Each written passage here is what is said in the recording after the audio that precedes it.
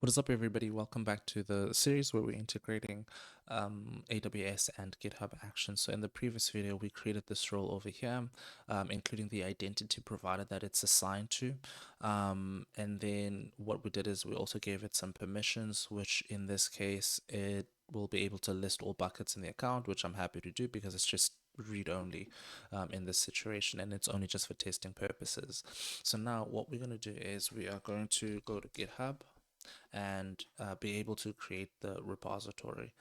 So if we go to new and then come here, we'll be able to say AWS dash OIDC. Let me just double check. So if you go to the trust relationship here and check here, yeah, it's the same.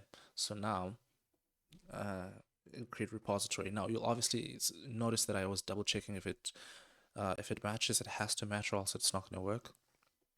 Okay, cool. Now that we've done this, what I'm going to do is I'm going to open VS Code, and in here I'm going to init a repository.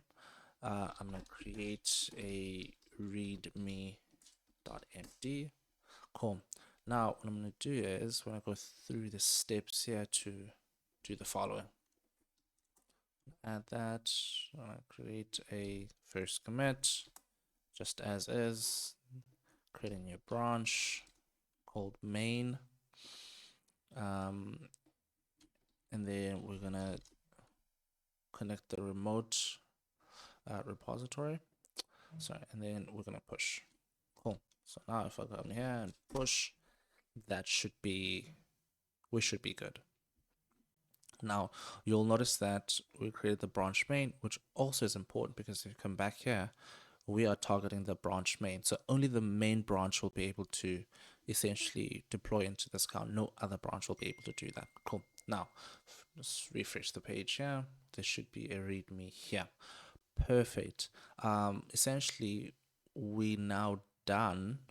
Yeah, I think we're done. What I'm going to do is I'm going to come back in the next video and we'll actually write the workflow and yeah, and test from there. So thank you so much for watching, and I'll see you in the next video.